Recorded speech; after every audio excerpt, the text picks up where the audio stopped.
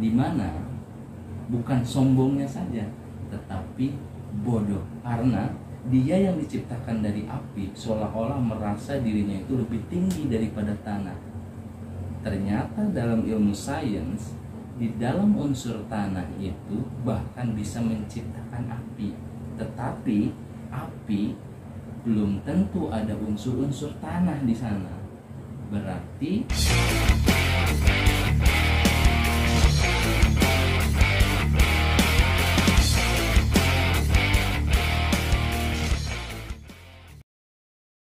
Bismillahirrahmanirrahim. Assalamualaikum warahmatullahi wabarakatuh. Alhamdulillahirabbil alamin. Wassallallahu ala sayyidina Muhammad wa ala alihi wa sahbihi ajmain. Rabbi shrah li sadri wa yassir li amri wahlul 'uqdatam min lisani yafqahu qawli. Falyaqul khairan aw liyasmut. Berkatalah yang baik-baik saja atau mending diam. Seperti di dalam channel Baitul Ahad, ngobrol juga ibadah. Seperti di dalam video ini, mudah-mudahan obrolan kita yang mendengarkan tercatat di sisi Allah Subhanahu wa Ta'ala sebagai ibadah.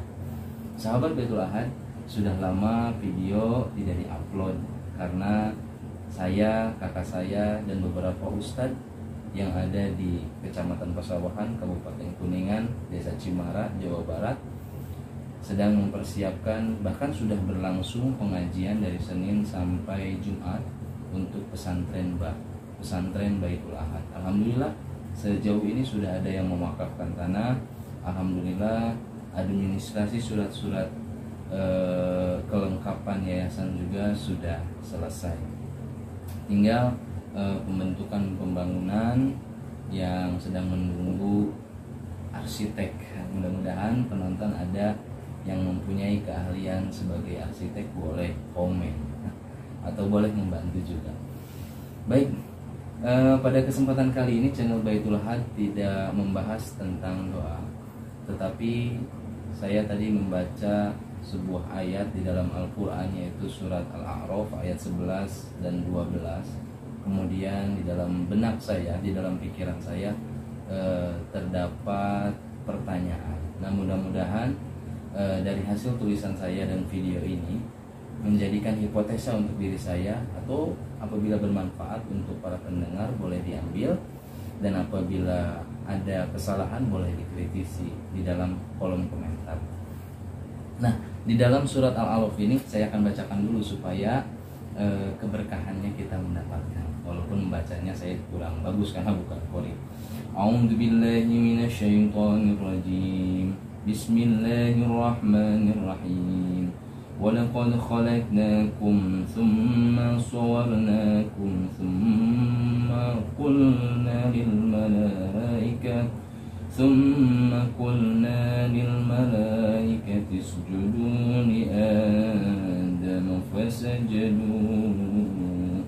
فسجدوا إلا إبليس لم يكن من الساجدين, yang artinya, dan sungguh kami telah menciptakan kamu, kemudian membentuk tubuhmu, kemudian kami berfirman kepada para malaikat, bersujudlah kamu kepada Adam, maka mereka pun sujud kecuali iblis. Ia, yaitu iblis, tidak termasuk mereka yang bersujud. Kemudian dalam surat Al-A'raf ayat 12-nya, qala ma manaka alla tasjuda id amartuka qala ana khairum minhu khalaqtani min nar wa khalaqtahu min tin, yang artinya Allah berfirman, apakah yang menghalangimu sehingga kamu tidak bersujud kepada Adam ketika aku menyuruhmu? Iblis menjawab, aku lebih baik daripada dia. Engkau menciptakan aku dari api, sedangkan dia engkau ciptakan dari tanah. Nah, setelah membaca ayat ini, saya timbul pertanyaan, dan dengan buku-buku yang ada, internet yang ada, jurnal-jurnal, artikel yang bisa saya jangkau, memaksa saya untuk mencari lebih detail. Ya mungkin di ranah tafsir itu sudah selesai karena banyak sekali kitab tafsir. Seperti saya mencoba merangkumnya dari tafsir Kementerian Agama, tafsir Jalalain kalangan Jalaluddin Al-Mahalli dan Jalaluddin As-Suyuti, kemudian tafsir Ibnu Katsir yang ditulis oleh Ismail bin Umar Al-Quraisy bin Katsir, kemudian tafsir Quraisy Shihab, di mana ayat ini pertama menjelaskan tentang kemuliaan pembentukan nenek moyang manusia, yaitu Nabi Adam alaihissalam.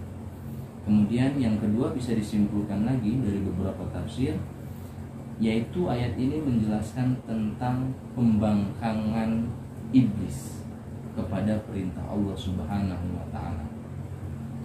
Kemudian yang ketiga, ayat ini juga menjelaskan asal muasal diciptakan dari apakah Nabi Adam dan iblis.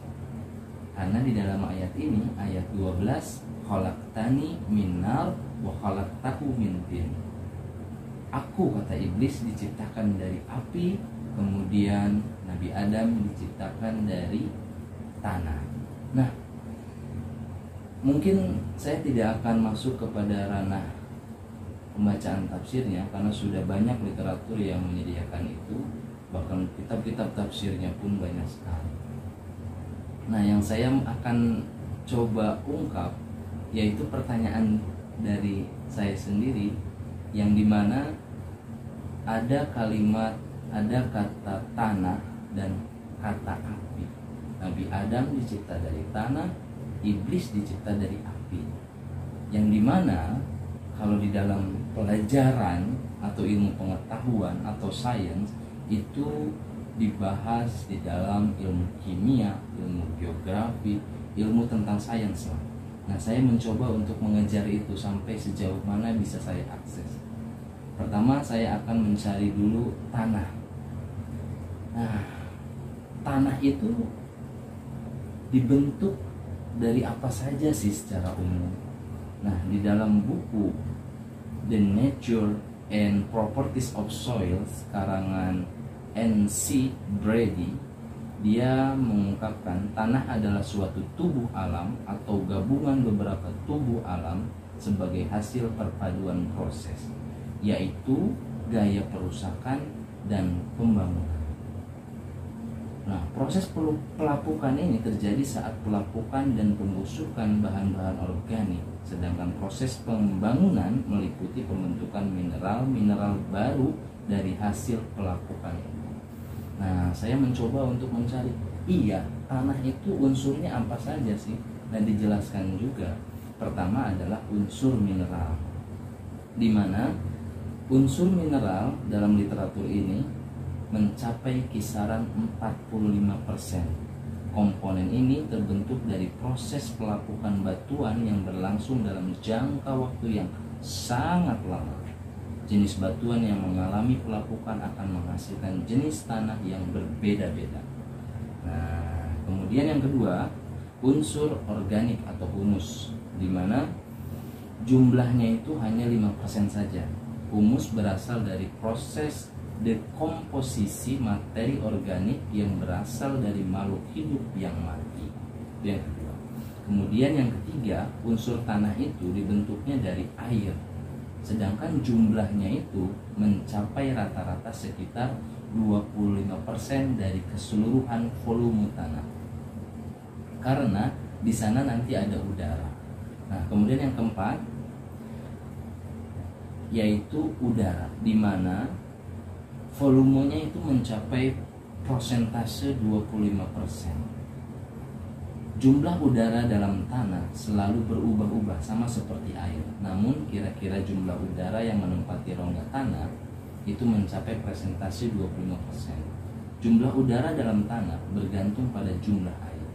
Sifat pergerakannya yang dinamis memungkinkan udara bergerak keluar jika rongga tanah kelebihan air.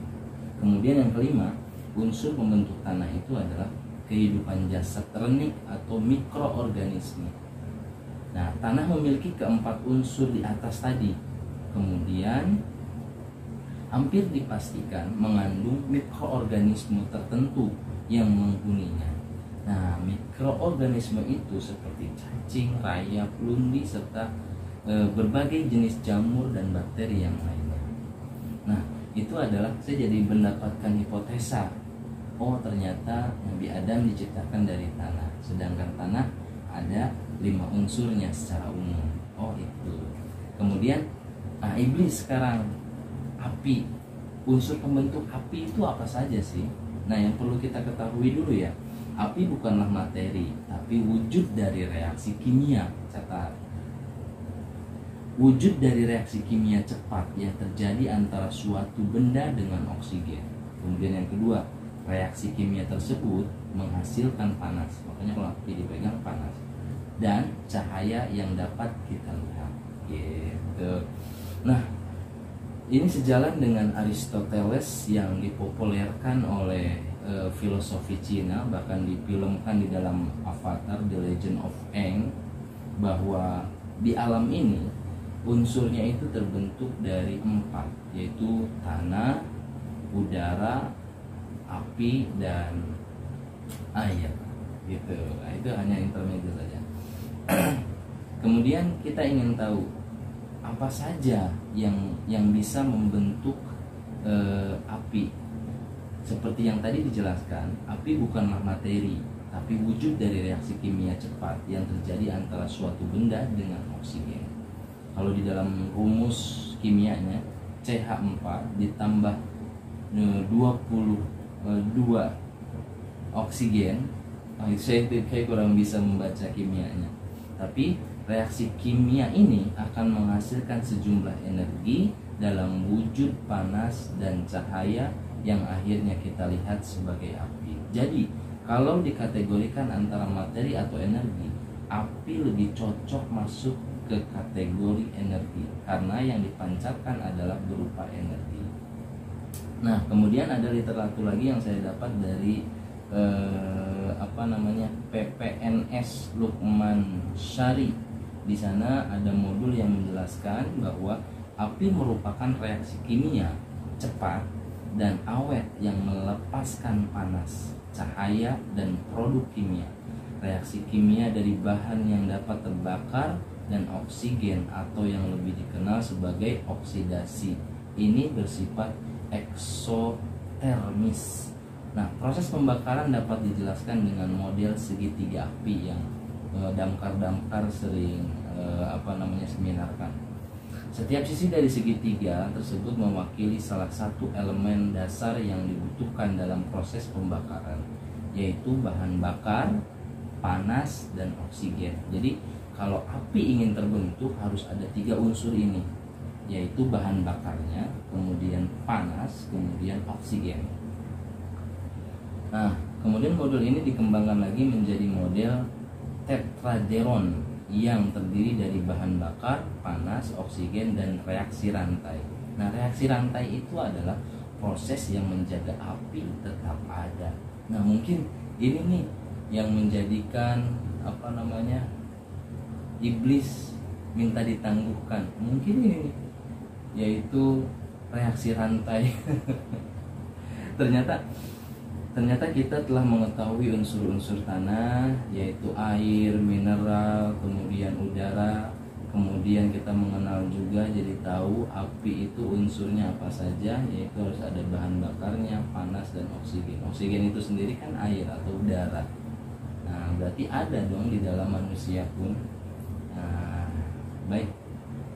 Nah, yang menjadi hipotesa saya lagi setelah mengetahui secara sainsnya, saya menjadi mempunyai hipotesa bahwa ternyata betul